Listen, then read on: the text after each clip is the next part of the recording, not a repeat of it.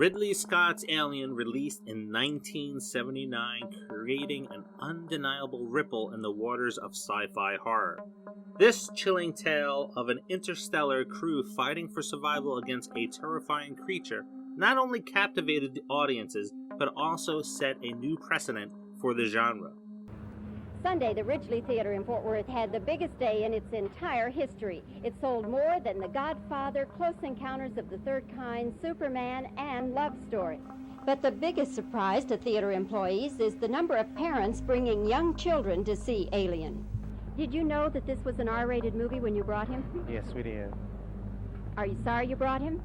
Yes, I am. Are you glad you saw it? Yeah. Its ripple effect was immediate and far-fetching, ushering in a fresh era of films across various genres and nationalities that aim to emulate the nerve-wracking thrill Alien achieved by spawning similar-looking movies and ideas. Occasionally, one movie pays homage to another through subtle hints or references.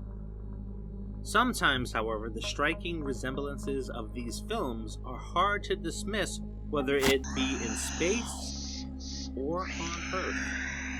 We are celebrating the 45th anniversary of Alien by delving into 5 movies that were inspired by the film that you may not have probably heard of.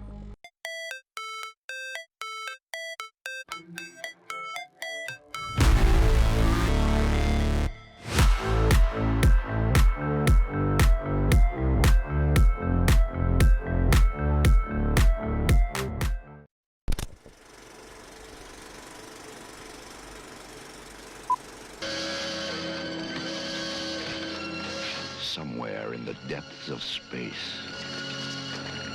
a horrific nightmare is about to become a reality. Inseminoid. Inseminoid offers a slightly different scenario with an archaeological team deep within a remote star system who unwittingly awaken a monstrous alien entity from its long slumber in an ancient crypt. There's a clear common thread here. Both narratives paint a picture of ordinary individuals trapped in a claustrophobic, hostile surroundings, their survival hanging by a thread as they confront the unimaginable. The sense of foreboding, the eerie quiet before the storm, and the imminent danger that lurks around the corner. All these elements are perfectly orchestrated in both movies to heighten suspense. Unlike Alien, where we have Ripley, a female lead, caught up in a fight for survival, exhibit exceptional bravery and quick thinking, setting them apart from their terror-stricken comrades, and Inseminoid gives us Sandy, who is raped and impregnated by the alien. She then becomes possessed by the creature and attacks those remaining in her crew before giving birth in a similar fashion to an alien hybrid creature. This film would have began 28 days later after the events unfolded in Alien if you weren't smart enough to separate the two films. As the crew lands in the Xeno shuttle, clever nod I guess, on the planet to investigate the loss of contact with the previous team. The intruder within.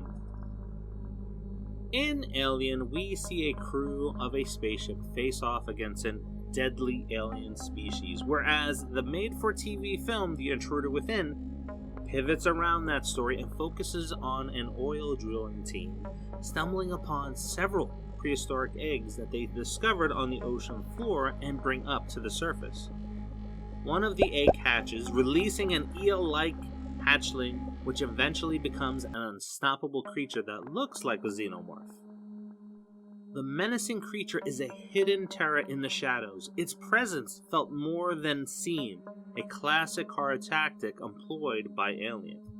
As the tension builds, so does the paranoia among the crew members. Fear spreads, trust crumbles, and survival instincts kick in, replicating the tense dynamics aboard Alien's Nostromo. The similarities don't end at the suspenseful introductions. The creature's narrative arc and The Intruder Within closely follows that of the alien's xenomorph. The escalating terror, the increasing body count, and the gripping climax. It's like watching Alien through a different lens. Oh, something bad's gonna happen. I dreamt that we were all gonna die.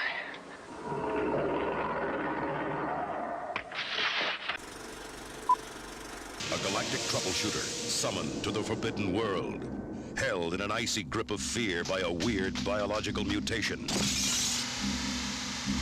Part alien, part human, all nightmare. Forbidden World.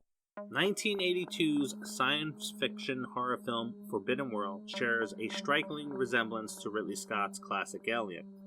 Both films weave a tale of terror within the constrained confines of a spaceship. The gritty, claustrophobic interiors of the spacecraft in Forbidden World bear a striking resemblance to the winding, dimly lit passages of Alien's Nostromo. Each step taken in the labyrinth confines of the spaceship is filled with a palpable sense of dread as an alien. Oh, and let's not forget that the crew is accompanied by a robot assistant as well. Produced by low-budget cinema legend Roger Corman, the film tells a tale where instead of an alien antagonist, the creature massacring the space crew is a result of their own doing.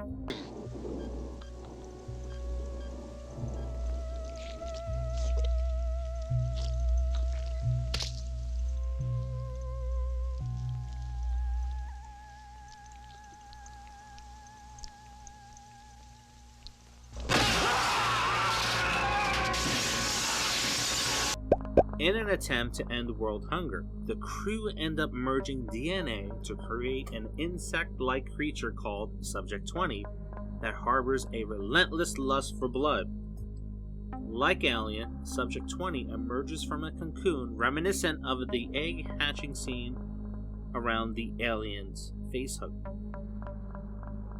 If creating an alternate copy of Alien wasn't bad enough, the movie also makes use of footage recycled from 1980's Battle Beyond the Stars, which was also produced by Corman.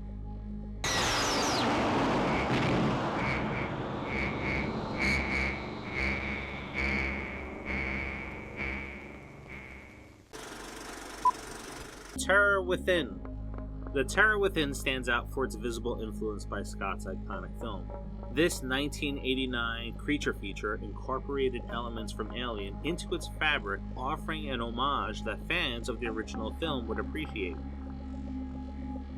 The film adopts the narrative of survival in a post-apocalyptic world, bearing a striking resemblance to the dystopian future presented by Ridley Scott.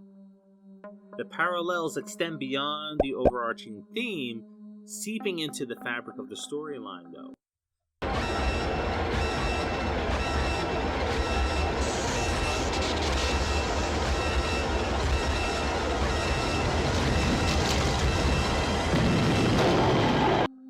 The characters grapple with an unknown, seldom seen antagonist, their fears escalating in the inhospitable landscape that echoes of Alien are hard to miss.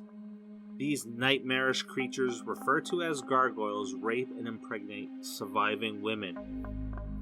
As expected later on in the film, a scene depicts a pregnant woman giving birth to a hideous monster that runs off into a ventilation shaft and is eventually hunted through the narrow confines of the survivors' underground asylum. The film may resonate a little deeper today with some of the country's political and ethical stances, as abortion becomes an underlying theme of the film as our female characters are forced to make a choice that can come with some heavy consequences.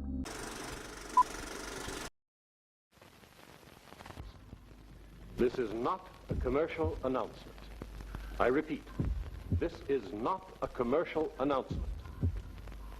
The producers and distributors of this film advise against, I repeat, advise against anyone seeing it who is easily frightened.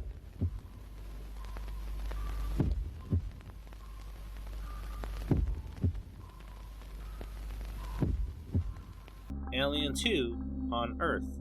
While Hollywood tends to gather inspiration from a hit movie that breaks the norms by churning out inspired copies of that film,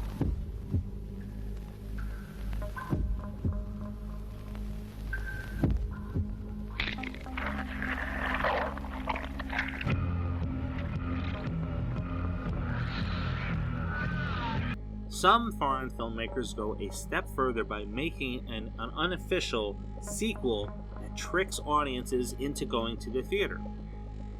Alien 2 on Earth is a fascinating foray into the realm of Italian horror cinema.